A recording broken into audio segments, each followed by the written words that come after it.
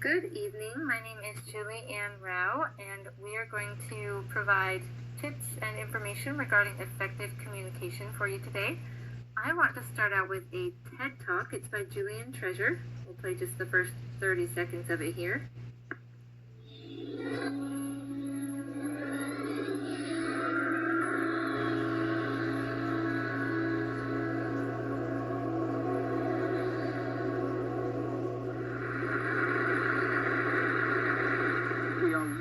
Our listening. We spend roughly 60% of our communication time listening, but we're not very good at it. We retain just 25% of what we hear. Now, not you, not this talk, but that is generally true. Alright, so I find that pretty interesting. What did he say? He said that we are losing our listening. He doesn't say hearing. We're not losing our ability to hear the sounds, but we're not actually paying attention or actively comprehending what we're hearing. Now, why does this matter? Well, conscious listening creates understanding. If we're all just talking and sending out the message, but nobody is receiving it, that communication cycle doesn't finish. Now, we need to be aware of what affects communication. Our environment, for example, location, background noise, visual distractions. I put visual distractions in red. I also made it a different font. So maybe some of you, you're looking at the slideshow and you're thinking, why is that red? Why does it look different than the rest?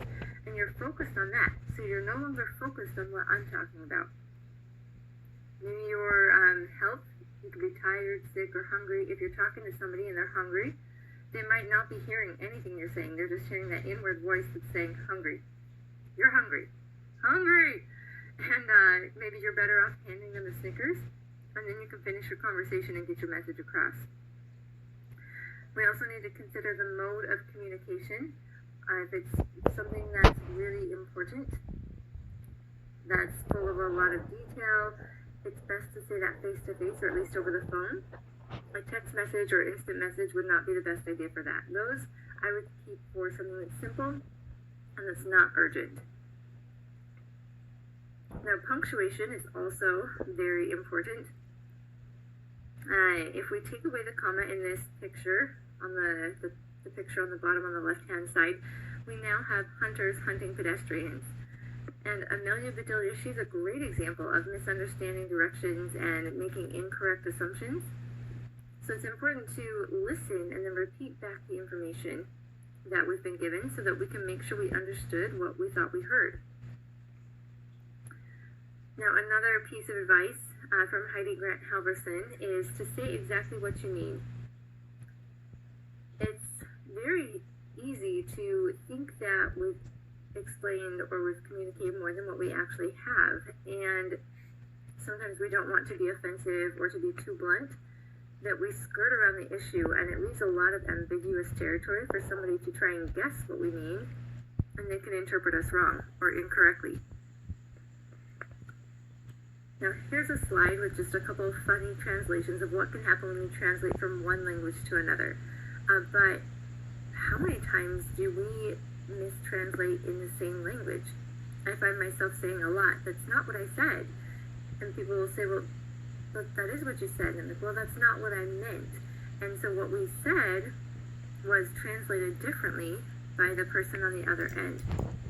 So it's important to learn a little bit about the person you're speaking with and how they understand the world, and then communicate in a way that they'll understand. So my last point here, it's in the words of the stand-up comic Bill Connolly. He brings up 5 different points to help communication. He says yes and. So you accept the reality of where you're at, and then you build upon it. So if you're not at the best place, communication-wise, accept that. And then learn those techniques, practice them, practice. And then he says to listen with the intent to understand, not reply. We do this a lot. I know I'm guilty of it. You're halfway through the conversation, you're listening to the other person, and you're half listening, but you're also half trying to think of something to say so that you can sound smart or witty or charming.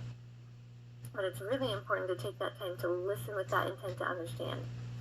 The next point is to let it breathe. This is also important. It's those awkward pauses. Yeah, exactly. When the whole room goes silent, you feel like everybody's staring at you. But it's important after you bring up a point to let the other person think about it and to give them that time to process it. And then the last point that he brings up is to embrace failure. I don't like to fail. I don't know if anybody does.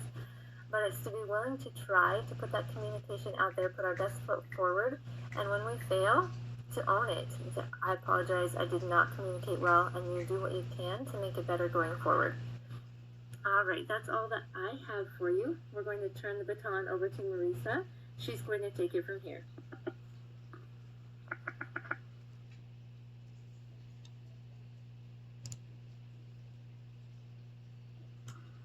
Hey everyone, like Julianne just said, my name is Marisa Graham, and I'm going to give you my part of the presentation. So first off, one of the big things that I think that we need to practice in communication is we need to be relatable. So what I mean when I say we need to be relatable, meaning we need to engage in informal chats. So instead of just going around talking about like business or super important stuff, go around and just kind of learn about each other. Like go ask how their day is going, or oh my gosh, hey, you look awesome today, or stuff like that. Stuff that's not so formal that people think that they can't just kind of casually talk around each other. So that takes me to my next point. Get to know employees or people better. And I said employees/people because if you're in a work environment, you're obviously going to want to get to know your employees better. I feel like the more you know your employees as people, the better you can work together, because you can actually relate to them on more of a personal level rather than only knowing each other about the business, or okay, so they do this in this company, so I need to go to them if I have this kind of a problem. Whereas if you actually know them as like a person, you can actually just have a nice casual conversation with them, and I feel like it makes work run a lot more smoothly. It's the same thing with just people. Instead of always thinking that you need to talk to people about like certain things, just get to know them, be friends with them. Don't always have a wall up. And also vice versa, let them get to know you, let them know like what you're into. You guys might share some common interests. You might do some of the same hobbies, like you both might golf, you both might love playing basketball, both might like to scrapbook. You never know what you're gonna have in common with someone unless you actually get to know them. And I feel like that's a big thing in not only personal relationships, because obviously you're going to want to know that person, but also in a business sense, because you can have a better conversation with someone. It's not so awkward and stiff and only about work. You also need to show emotion. We're humans, we're not robots. So we show emotion, we have emotions. Show that. Don't just be like a stick. Don't be monotone and just kind of like, yep, cool, you're here to do your job, or cool, yeah, not really into it. Like actually, show enthusiasm, show sadness if something hurts your feelings, or don't be afraid to show emotion. I feel like that makes people a little bit more comfortable because they know that you're not just gonna run like a robot. Be human, basically. You also need to be transparent and tell the truth. That is kind of just a duh moment in my opinion, to be honest. You never get very far off a line. So you don't want to hide stuff, whether it's a good or bad news, especially in a business. This was something that I loved about my last employer, was they did not hide the information from us, whether it was good or bad with the company. They told us what was going on. Obviously, there are going to be some information that's like level approved, so only certain people can actually know about it, kind of like above your pay grade type deal. If you've ever heard that saying, oh, well, this isn't, or this is above your pay grade. Sometimes that information is true, it's level sensitive, so you can't really give out that information until it's approved, but you want to tell them everything you can. And that's what I loved about my last employer was they did that. Even if it was like the worst news possible and we did not want to hear it, they told us the truth. That way we could be prepared if something went wrong. And they didn't hide it. They were like, oh, yep, well, this is what's going on. So they were totally transparent about it.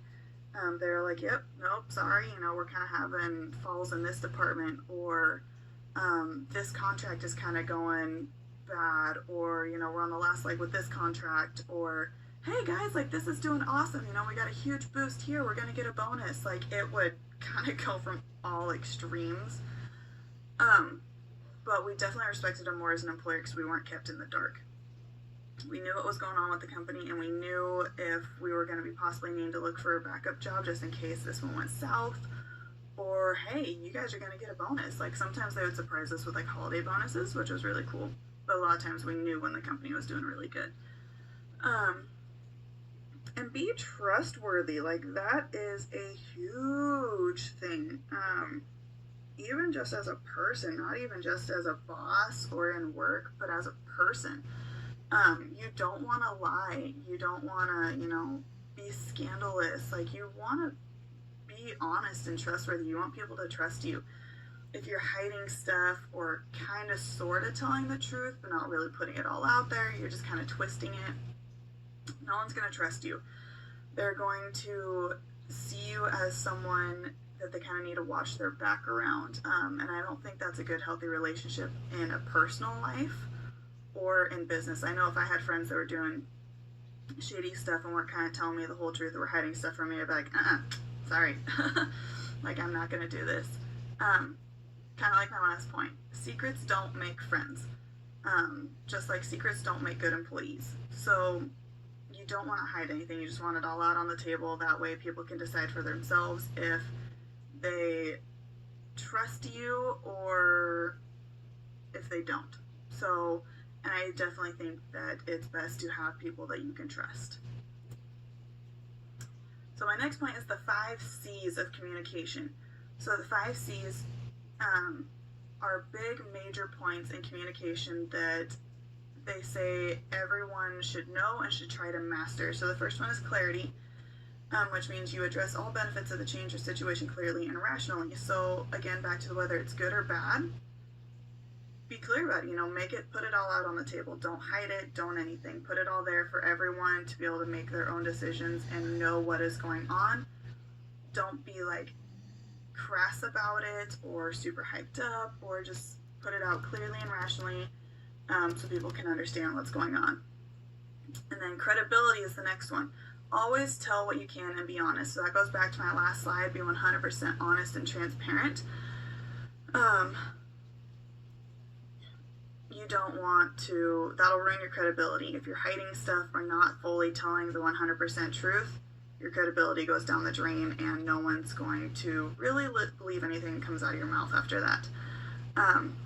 Compassion is the next one. So always consider everyone's feelings. Don't just go out and, I've said it before, but be a robot. Like, robots don't care about feelings, so they're just going to go out and tell you how it is. Like, oh, sorry, you suck at your job, or sorry, you suck at being a friend, so that's it. Like, and then you wind up hurting someone's feelings. You don't want to do that. You want to always consider everyone's feelings. Be a good person about it, even if it's a friendship or working. Always consider everyone's feelings because everyone takes things differently. Some people react a lot different to different situations or different news. So you always want to take that into consider and kind of read your audience a little bit. Next one is commitment. Always acknowledge successes, whether in business or personal lives. That was supposed to be personal. If not at work. So by that it means if you're at work, acknowledge like the great things. Oh my gosh, you brought an amazing idea to the table, or oh my gosh, this new system that you brought up or created is like totally awesome. It makes working twice as fast or twice as efficient. That was one of the things my employer was really good at. My last employer, they were like on the ball about, oh my gosh, you guys, your guys' ideas have increased efficiency and output by this %. Or you guys have gone 6 straight days of everything in the green, or everything. Like, it was they were awesome about it. And if it's in your personal lives, like I have a friend who is pregnant with her second child. They weren't necessarily planning on having a second one, but I am still so excited for them because they are so happy.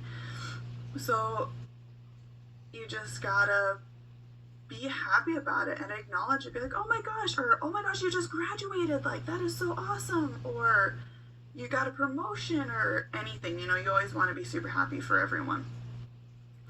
And then the last one is cascade. Get information from the start or the top, not the middleman. So you always want to go to the top to get your information. Or if you're the one giving the information, just get it from the top. Do not go to, well, this person said that it came from this person, that it came from this person, kind of like a high school chain mail. You don't want to do that. You just want to get it straight from the top so the information is straight and does not get mixed up. And that will help a lot in how everything goes.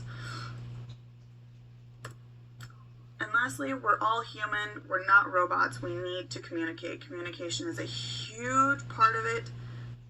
And whether it's in, again, working or friendships or in just life in general, communication is a huge deal. So we're not robots. Pay attention to how you communicate with people because everyone takes things differently. So now I'm going to go ahead and hand it over to Tia with her next slides, and I hope you all have a fantastic day. Thank you.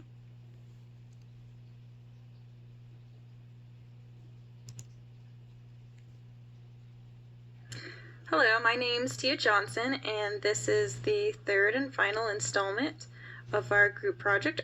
Marisa and Julianne did a pretty good job of going over some really good communication techniques, and so I'm just going to expand a little bit on some of those techniques.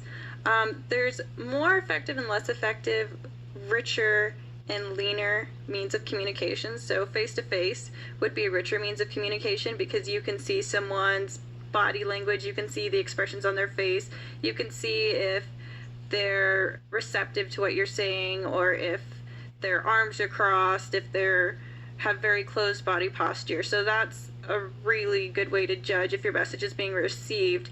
Whereas things like emails and texts can sometimes be a little bit harder to determine the meaning behind what a person is saying. So I think we've all had emails that we've sent or received where we've gotten a little bit off track in what we thought the other person was saying and completely misinterpreted what they were saying. They were asking about a project and we got defensive when we maybe didn't need to be, or they were joking and we didn't understand that they were joking. So that's something that we have to really be careful of when we're trying to use leaner means of communication.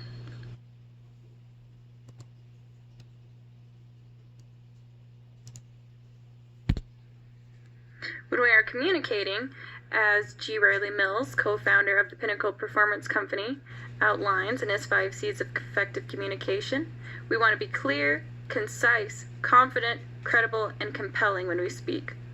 Our messages and the benefit you are trying to convey must be clear and concise. You must be confident and credible by showing that you know what you are talking about, and you must compel your audience to listen and take the desired action.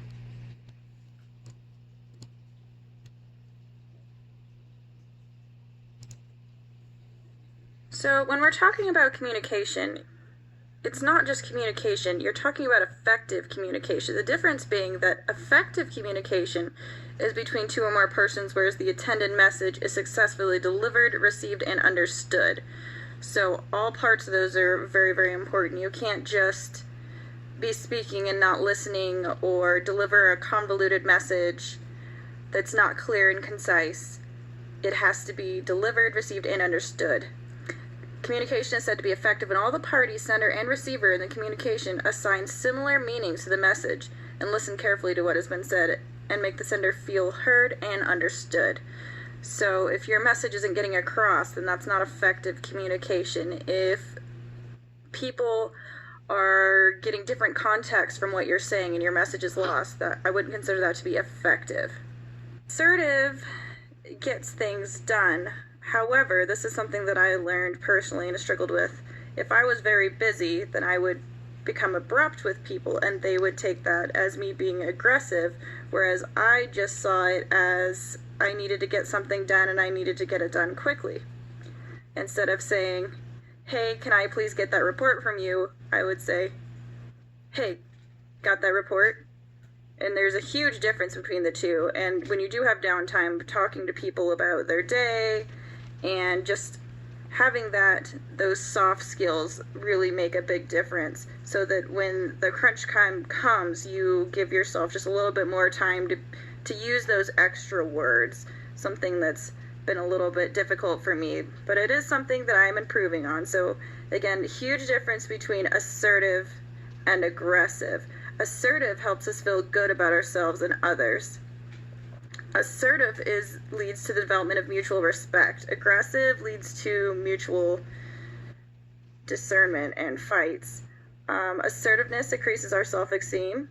If you are assertive, if you know you're clear and concise and you know what you want to say and you say it well, that would be being assertive. Assertiveness reduces anxiety. So, oh, well, do you have that report? Because I really need it, and it's going to be due in a little while, but if you don't, it's okay. And just say, hey, I really need that. I understand you're busy, but how's that report coming along?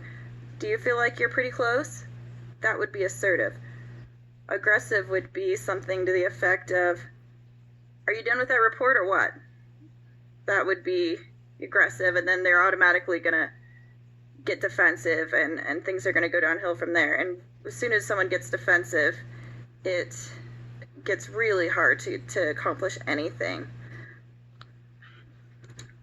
Assertiveness protects us from being taken advantage of by others. It enables us to make decisions and free choices about life. It enables you to really search within yourself and say and do things that you can be proud of. Assertiveness enables us to express, both verbally and non-verbally, a wide range of feelings, thoughts, both positive and negative. You can express negative thoughts in an assertive, positive way. Instead of saying, oh, you don't have that report done yet, you can say, well, I understand that things have been really busy for you this week. What can we do to speed this along? How can we make this happen? I used to do that a lot at work, because you're much more likely to get a better response of, what can I do to help make this happen, than, really, you haven't gotten it done yet? That's not gonna help you in your workplace relationships. And if you're willing to help other people, then hopefully in your time of need, they'll be more willing to help you.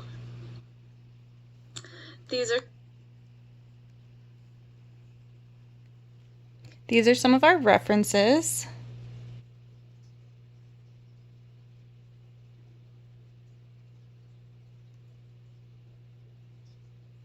We hope you've enjoyed our presentation and that you've learned something.